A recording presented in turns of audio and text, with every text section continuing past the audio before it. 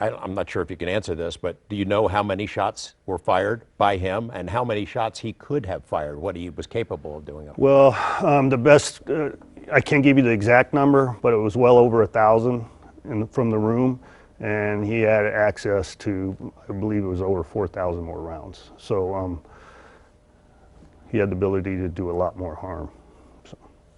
And probably intended to do that. That's what he wanted to do, use it all. Well, you know, why would he have brought it to the room to just stack it up and look at? So I think it's important for people to understand that, that because of our actions, and not just because he committed suicide, that all this stopped. I honestly believe that he believed the wolf was at the door, being us, LV and PD, and that's when he made that decision to take his life. But outside of that, if he had continued to shoot, we would have made entry on that door and engaged the suspect. A lot of conspiracy theories. It never seems to end. They're still being generated about what was really going on.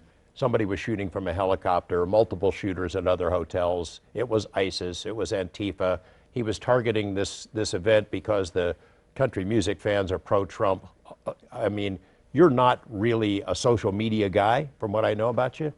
Are you amazed by the level of crazy stuff that pops up? Yeah, it is. I'm amazed at people's ability to cause this kind of disturbance. Amazed at people's mental state to post the stuff that they post. I'm just amazed at the conspiracy theories associated with this, you know, and it's unfortunate. I think the internet is awesome. It's helped us. I think it's probably the most important tool in investigating in law enforcement in today's time, but it also has a negative effect. And these conspiracy theories and thinking that we're trying to hide stuff or we're conspiring together to hide stuff is ridiculous. Yes, you know, we're expected to chase down all these ghosts, like you described, and dispel these theories. Some of them need to be investigated. Some of them need to be put to bed. Some to ensure that we don't have another shooter or there was not a shooting anywhere else. But that's a normal part of an investigation. We can't spend our time chasing our tail with stories on the internet. The cruelest conspiracy theories are the ones that popped up immediately, that always pop up in these mass shooting incidents. It's a false flag. It didn't really happen. These are actors pretending to be dead people. And then we saw a report a few days ago that some of the people who survived, who were injured, wounded, are getting death threats for perpetuating this hoax. Right. It's outrageous. Yeah, it is outrageous that somebody would even present that.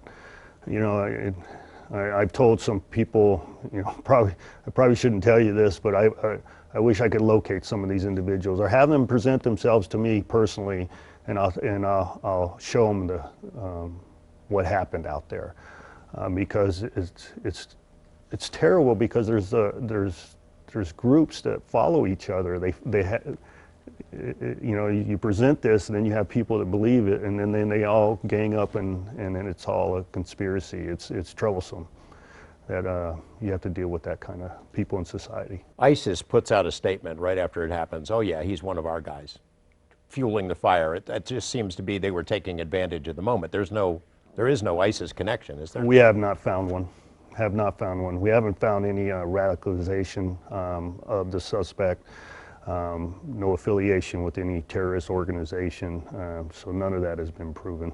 No political beliefs of any kind really identifiable at all? No, the only thing that we're aware of, he did make a statement, and I don't know who it was too, that he was happy with Trump because the stock market was doing well.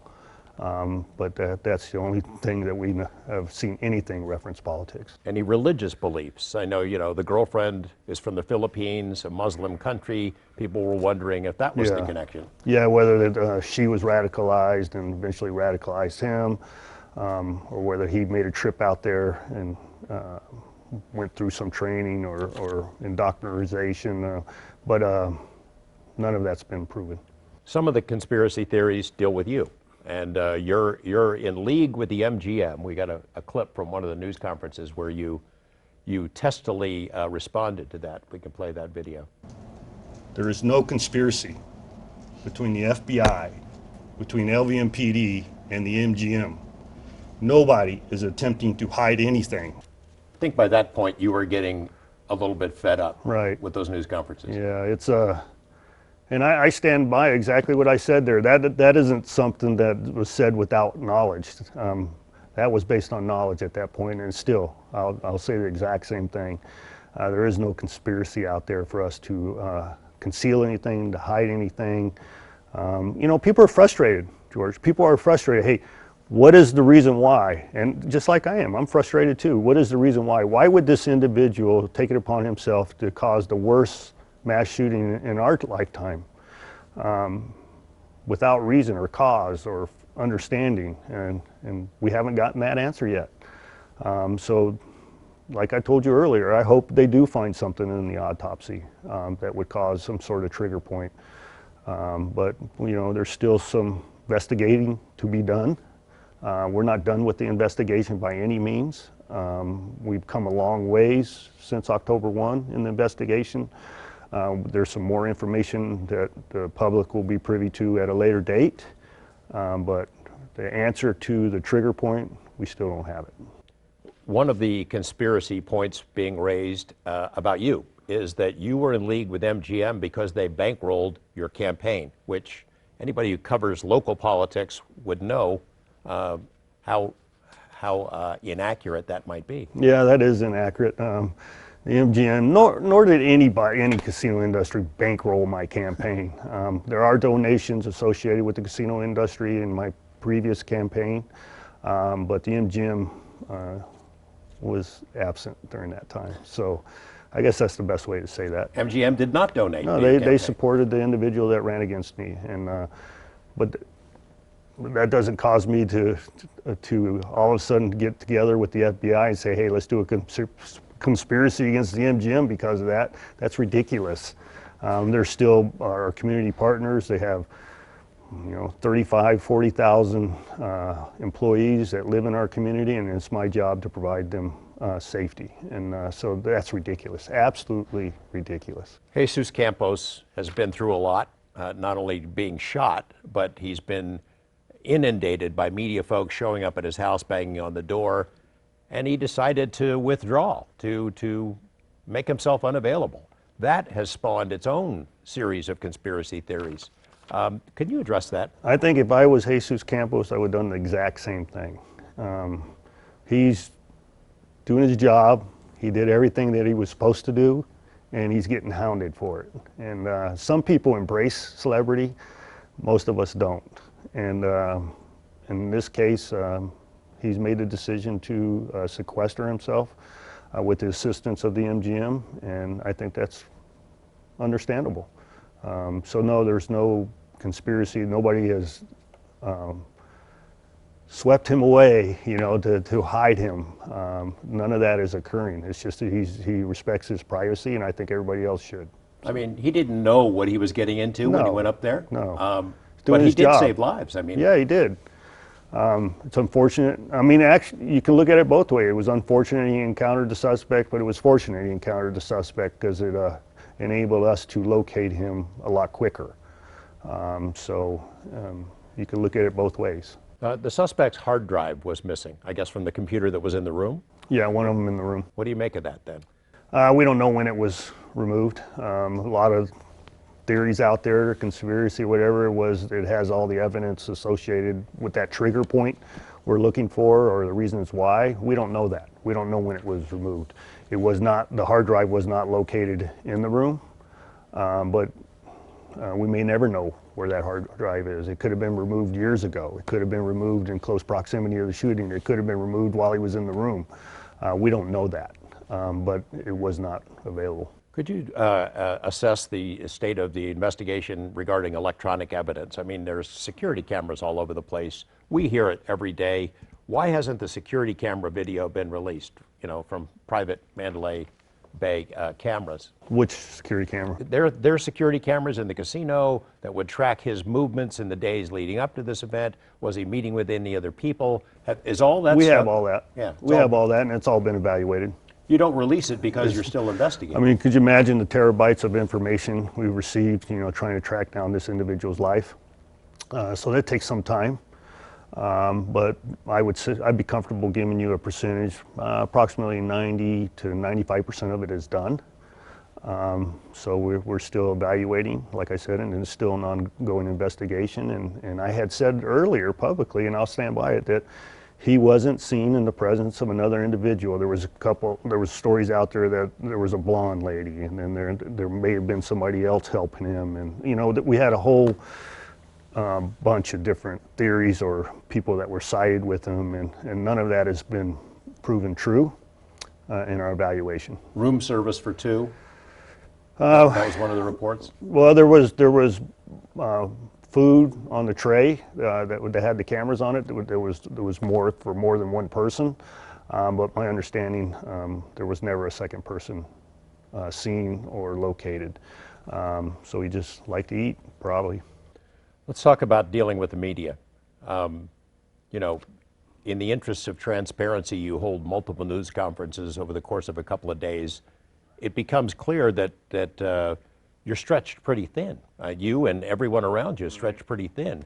At one point, I don't know that you've ever had to deal with a horde like that was shown up there and some of the kinds of questions that were being asked, but we got one exchange that I want to play now. I appreciate what you're saying, Ken. Ma'am, that's not how we conduct this service, okay? If I'm presented with a question, that's not how I conduct press conferences, ma'am. Please stop asking your question. There's a decorum that we have here, and I will finish Mr. Ritter's question. Mr. Ritter's question was the same question that she was asking. Right, but she wanted to be the one that presented it. This is my understanding. She wanted to be the one to present it, so it looked like she broke the news. But Mr. Ritter had the exact same question, and so and that's one of the people out there that's trying to beat me up out there in the media world. But it's important. It's ironic, or it's funny that as soon as Mr. Ritter completed his question, I turned to her to listen to her question, and she wasn't there. So this breaking news that we had hidden and then she was able to find out is absolutely false. So you never really dealt with that kind of a scene before. No, I didn't. I mean, you know, I really appreciate the local media. I deal with them, you know, several times a year, and we have a pretty good relationship, and people understand through my history and how I like to conduct myself. I'm very transparent, and I'll get to the question when presented, and I think there is a certain decorum that needs to take place. People yelling on top of other people is unacceptable. So. For a story this big, you've kept a pretty good lid on it in terms of leaks and information that gets out that's not supposed to. I mean, you shared a lot of stuff in these news conferences and others of your administration, but you've kept the leaks to a minimum, except for these photos that came out of the crime scene. What happened with that? Right. Well, we're still going through that investigation, and you're right. I was actually surprised because, you know, during a critical incident of this magnitude, I get reached out to, and I reach out to people. You know, people reach out to me in support and advice and information, and when the people I'm talking about are other police chiefs. And one of the statements presented to me was they were surprised how little information has gotten out. And I was the opposite. I was surprised how much had gotten out, and I was frustrated by that. But I said publicly that there would be an investigation done associated with that, because I think it's inappropriate that, you know, in the early throes of this, that evidentiary photos get out to the public space that could, you know, either hinder the investigation or slow it down, or cause people to be harmed as a result of it. But so there's a thorough investigation being conducted internally, both with us and with the FBI. You have not identified who did it yet? No, we may never. You know how that is. It gets pushed to 50 different peoples at different points, and you don't know. You don't know how it happens. But at this point, we haven't been able to determine. The personal side of this, where you were when you got the call, and who called you? I was at the Venetian having dinner with some guests from out of town. My phone started going off, And I thought usually when it does go off like that, it's usually some critical incident like an officer-involved shooting. But when I went to address my phone, Bill Young, former sheriff, was calling me, and I answered his call, and it was close proximity to the other calls. And he had been contacted by his daughter, who was attending the event, and was seeing if I had any information that would help him locate his daughter. And I obviously couldn't convey the information to him because I didn't know it, so I immediately started making all the calls and responding to the scene in close proximity to that. You go to the scene, describe what you see. Well, it's chaos. It's obviously chaos, and I'm listening to the radio traffic, and I'm ensuring that what we as a police agency are supposed to do, or we are doing it. And if we, is it because of lack of resources, it's my job to get the individuals on the ground the resources in order to get the job done. And that was being done. The radio traffic is obviously chaotic, you know, but what I could see was my folks were evacuating the attendees of the concert. I was listening to the command structure being set up. And the individuals associated with that command structure were being identified and put in place. And so I became aware at that point that some of my officers had been injured, and I thought it important for me to go to the hospital to see their status. Additionally, now you keep in mind, by the time I get there, there's not an active shooter. Now it's a point of rendering aid and getting resources to bear to help with the injured individual. So I engaged in a conversation with the undersheriff. He's making his way over to the scene also, and then I dispatched or redirected myself to the hospital. Chaos at the hospital. I would have been no help there. But where I could be helped is back at the headquarters with the command center that was being stood up in order to get all the resources we needed to get the injured and ensure there was no other shooter. The investigation, start the investigation and get to everything to where it should be. As you're at the site of the shooting, did you see evidence of the carnage? Did you? Yeah, I saw individuals that had lost their life. I saw individuals being ushered out of the venue to get to safety. I saw our officers giving direction. I saw, you know, private citizens giving direction and attempting to help people with medical issues. I saw triage. I saw avenues being open for medical vehicles to ingress, egress, emergency vehicles to ingress, egress, just like you would train and just like you would expect people to do, and that's exactly what was happening. You've been at this a long time, you've trained for this, but I mean, I can imagine that those images stay with you. Oh, they do, and that's the important piece, George, and I'm glad you brought that up because it's not about me, it's about the community, and it's about the public safety individuals that were engaged in that incident. What are the short-term and long-term effects of that? And it's important for us to have all the resources to bear for the public, to have the ability to reach out, and then it also has the ability for my officers to reach out, along with the firefighters, along with the medical personnel. Everybody's got to have those resources to ensure that you deal with any long-term effects. How much did you sleep that week? None. I can honestly say I probably got about 2 hours in a week. And that wasn't because I didn't have the ability to, I have people helping me or you know, delegating. It wasn't because I was trying to bear the world on my shoulders. It's just, you know, you're dealing with it. Things are running through your mind and you want to ensure that you're getting everything done that you possibly could. I know for us, we're all covering it, scrambling around trying to get the story. We're not on the scene as you and your officers were.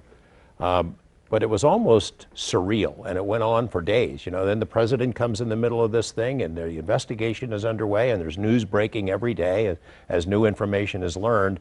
It was like it was a movie or happening somewhere else, and it was the delayed reaction. It was for me. It was like 5 days later when it hit me. Is that how it was for you? Yeah, I agree with your description for you. It was the same for me, and you know, fortunately, minus all the unfortunate event that took place is we believe we didn't have an outstanding suspect. The main suspect involved took his own life. So we weren't out searching. It wasn't a manhunt per se.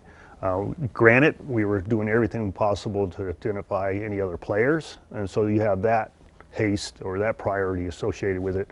But as far as somebody shooting up the place and went and hid, and we knew there was somebody else that went and hid, that wasn't taking place. But you said it earlier, and I believe the number today is right around 564 injured. We have to deal with all that. And then obviously the 58 individuals that lost their lives and the families.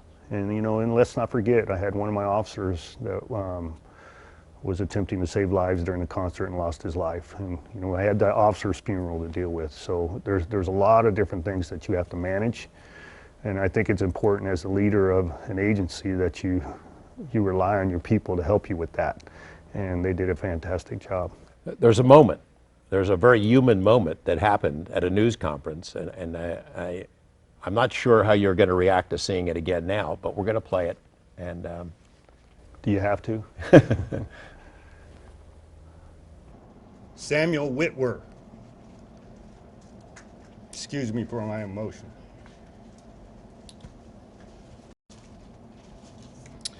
So at this point, I want to thank the community. I want to thank you for letting me be your sheriff in Vegas Strong.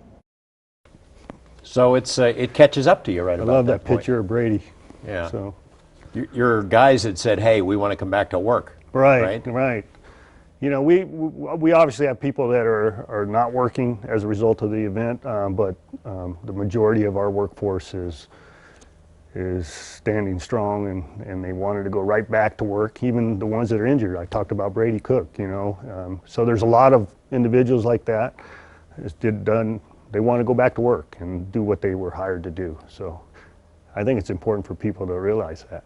So. You know, an event like this, you've been involved in some big stuff before. That whole Bundy scenario, right. You were out there on that, and that could have gone sideways at any moment. It could have gone bad, but this thing leaves a scar. It leaves a scar on the city and the community and your officers and on you. Yeah, you know, right at the end of that thing, you know, it's Vegas Strong. That's what's amazed me in this whole thing, George, is Vegas is stepped to the plate. Granted, you know, we are a tourist-driven economy, but I think let's remove ourselves from that and talk about the community, you know, how they've stood to the plate and they want to help in every way possible, and how we've come together as a community during a tragic event. It'd be very easy for people to say, you know, this is a big mess, and to start to place blame on 100 different people associated with it, but they haven't. They come together, and they say it's important for us to come together as a community to show that resiliency. And I think it's important for you to broadcast that. I think it's outstanding how we came together as a community. You know, you're the sheriff. You're the top law enforcement professional in the state, and you're on television a lot. People see you and know you. Does this change how you are perceived? I asked the question in this context as I was out. I saw you at somewhere outside of work a week ago, and people are coming up and shaking your hand and patting you on the back and, hey, Sheriff, how you doing? And it seems like something changed. Yeah, I think, you know, it's I guess it's the power of the media. You know, you get out there and then people start to recognize you. But you know what's really changed is people thanking me and my police officers. You know, I said, hey, unfortunately, I'm the face out there. But it wasn't just me that did it. It was everybody associated with my police department, everybody associated with the rest of public safety and the medical community. But they're showing their appreciation for what we did. Like I said, I think we saved thousands of lives by our actions and how we handled it after the fact, how we ensured that people got medical aid, and how we've done follow-up with individuals, ensure they're getting all the resources they need, getting their personal property back, and then legal aid being stood up for the people that can't afford it, and everything that goes along in the short and long term of a critical incident. It's amazing how the communities come together. As far as me personally, I would never use the word celebrity, and I can't stand, I just don't want people to use that with me. It's just, I happen to be the face of a tragic event, and I'm happy to be the sheriff, you saw in the video, and I thank the people for giving me that opportunity. What you and I have spoken about active shooter, terrorist attacks, these kind of scenarios. Metro has planned for this for a long time, and each time there's an incident internationally or nationally, you evaluate it and you learn from it and you try to prepare for it here. What do you learn from this? I mean, this guy found a tiny little niche, a tiny little crease. What do you learn from it? Or are you already changing plans and trying to evaluate how to prepare for the next one? Right, you know, you're absolutely right. You have to check your ego, per se, and you got to say, hey, is there something we can learn from this? And we've started that in immediately after event. Is there something we need to change in the security profile of our community, in the casino industry? So in close proximity to the event, I met with all the corporate security chiefs of the casino industry to start spitballing those ideas. There's a lot of things they can do internally, a lot of things we can do as a police department. So we're working out all those nuances.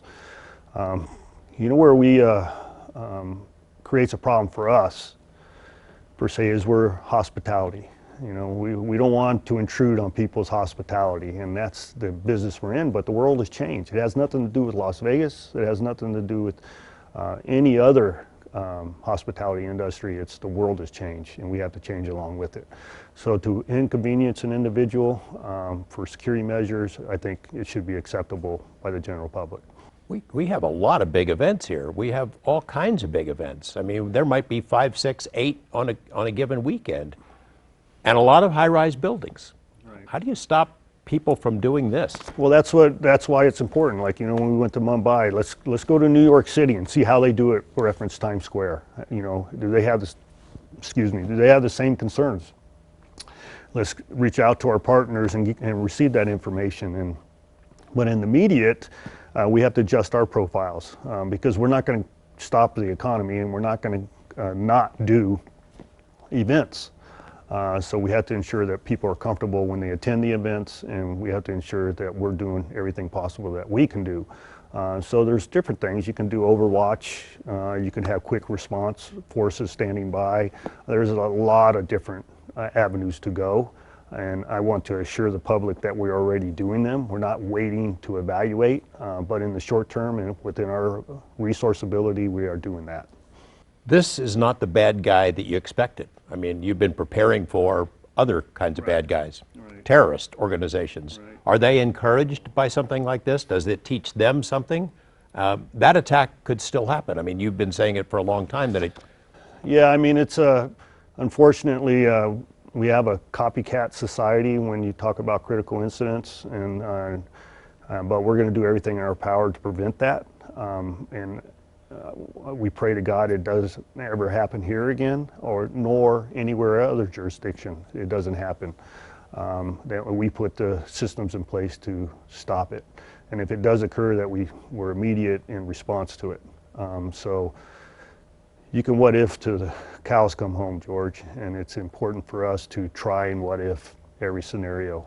And this was a scenario that we hadn't envisioned, and now it's in our repertoire as far as responding to it. You know, you've been making the argument, your predecessors have been making the argument to the federal government, we're an international dateline, we are a target for a variety of reasons. Sometimes that falls on deaf ears. Any progress now that it's happened and saying, hey, we need help here? Yeah, I would anticipate the help is coming. You know, the government in the short term provided financial help to address the overtime issue, but in the long term, can we target harden our community with the assistance of the federal government? That's been a continual argument with them. We feel that we were a priority target for people that want to cause harm, and so the monetary assistance to bring resources were always questioned. In other words, are we being funded at the appropriate level? So that formula has been discussed. We've been discussing it, and it's ongoing, but I think the priority is going to raise. on the heels of this event. So the ground has shifted a little bit on that issue. Yes, and I believe so, and hopefully they're listening to what I'm saying.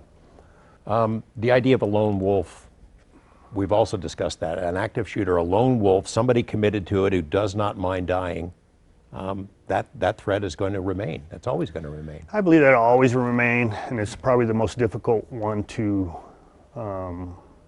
prevent, because you don't know what's salient point happened in somebody's life that caused them, or the trigger, or mental disease, or anything. But what we do rely on is the public to help us that, because we can't be everywhere all the time, and it requires the assistance of the public to help us identify these individuals and ensure that we do follow up with that information. The concern was about the economic engine of the state, the Strip. What would happen if an active shooter situation erupted there? The economy could collapse. The economy didn't collapse. No. I think it's fantastic. It shows you, the American public, we can't let terrorism win. And granted, this guy hasn't been labeled a terrorist yet. I don't care what you say. I could use that label for this individual. He's dead and gone. But we can't let them win, no matter what the label is. And I think it's important for people to move on with their lives and continue to do what they want to do for us to succeed. Once we start giving in, and that's where they feel they're accomplishing what they want to accomplish. We saw it on the faces of these national media people who are in town doing stand-ups out there on the Strip night after night, 5 or 6 times a day. And slowly over the course of that week, it dawns on them that Las Vegas is a real community, like they didn't realize we were a real community before. And they're astonished at the reaction. Las Vegas didn't miss a beat. Got up, dusted off, and got to it. The blood donations, the financial donations, offering to help in so many ways. It's astonishing. Yeah, it is astonishing, and I'm glad you bring that up, because it's important for us to talk about that too. Not just about this individual and the carnage that he caused, but how the community came together, how well entrenched the Las Vegas community has become. And I like to use that word community. We were considered a transient community forever and ever, and now we're considered a real community. It's funny where you still get people, even to me, they say, well, where do you live? Do people actually live in Las Vegas? Yes, people live in Las Vegas. We do a lot more than just go to casinos or run casinos. It's a real community. It's very diverse, and it's evident because a lot of individuals that retire from the police department move in close proximity to retire, and then they all end up back here. And they don't understand how vibrant and robust and enjoyable this community is. It's a terrible incident. It'll leave permanent scars and certainly has, destroyed a lot of people's lives and families. But there is some good that comes out of it. I mean, in terms of our community and how it rose up. Yeah, you try to see some of the silver lining. It's very difficult in a situation like this. But how we rose up is the silver lining, and how we'll continue is the silver lining, and how we make adjustments because of it is the silver lining. And I think it's important for people to see that outside of Las Vegas. My concern is the people in Las Vegas and their safety, but I think it's also my concern that people outside of Las Vegas understands this is a great community, safe community, and it's a great place to visit. Anything else you want to say to people about the ongoing investigation or the incident? Well, aftermath? I don't want to get lost in the injury numbers. I believe I gave you 564. That is the current number, but out of that 564, 5 individuals are still in the hospital. Out of that 564, there's people going to have lifetime injuries, and then the people that are still in the hospital means they have grave injuries, and it's important for everybody to not lose sight of that and continue to support those individuals and to continue to support your law enforcement and the first responder community. Have you noticed, I'm sorry, one more, among your officers who dealt with it, who were there on the ground, you have to keep an eye on them. Are they emotional impact, long-term impact? Yeah, obviously you do. I mean, they know what they signed up for, but they didn't sign up for addressing 58 dead individuals and 500 plus injured people at a music venue. Nobody can prepare for that, and nobody can understand the long-term effects of that. So it's important for me, especially as the head of the agency, to bring the resources to continue to help them, to keep our eyes on them, and give them all the opportunity to succeed, and not to sequester themselves and deal with it through other means like alcohol or things like that. So I think it's important for people to understand that. It's going to take us a long time to heal in the public safety community, but as far as the community of Las Vegas, we're moving forward. Thanks, Sheriff.